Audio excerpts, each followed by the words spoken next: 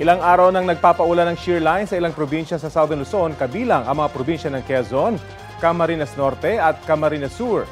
Para sa update, makakausap natin si GMA Integrated News stringer Piwi Bacuño. Piwi, meron daw landslide sa Labo, Camarines Norte. Meron bang mga nasaktan? Yes, Rafi, magandang tanghali. Actually, nakuha ng video ang naganap na landslide sa Barangay Kabatuhan, dito yan sa bayan ng Labo, Camarines Norte, ngayon lamang umaga. Ayon sa mga residente, nagsimula yung landslide ng madaling araw at ngayon ng alas 9 ng umaga ay tuluyang gumuho yung bahay at nahulog doon sa bangin. Bukod sa landslide, may mga lugar ding binaha sa Camarines Norte. Humupa na ba yung baha, Piwi?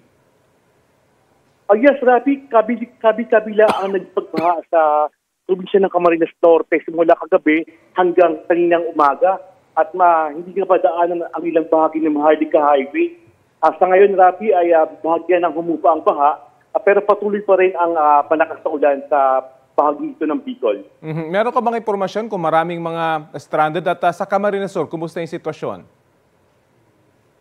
Oo, Rafi, itong ilang pasahero na patungo ng Cam Norte ay stranded ngayon sa bahagi ng Calauag, Quezon sapagkat hindi nga madaanan yung patungo ng daet. Kaya sila ay kailangang umikot sa Quezon Province para makabalik ng Cam Norte.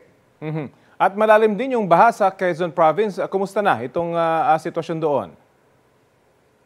Yes, Rafi, sa bahagi ng Tagkawayan, Quezon, Calauag, Lopez at Monan ay nagkaroon nga ng pagbaha simula kagabi hanggang kaninang umaga. Pero ito naman ay sa mga oras na ito ay bahagyan ng bumubuti ang panahon at umiidit na sa area ito kung kahit ang baha ay humupa na rin, Rafi.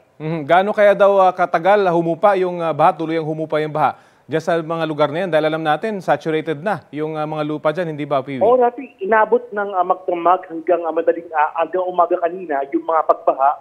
Pero sa mga oras nito ay patuloy ng pagbupa ng baha at lahat naman ng pangunahin ng sangan ay possible sa mga oras na ito. Okay, maraming salamat, GMA Integrated News stringer Piwi Bacuño.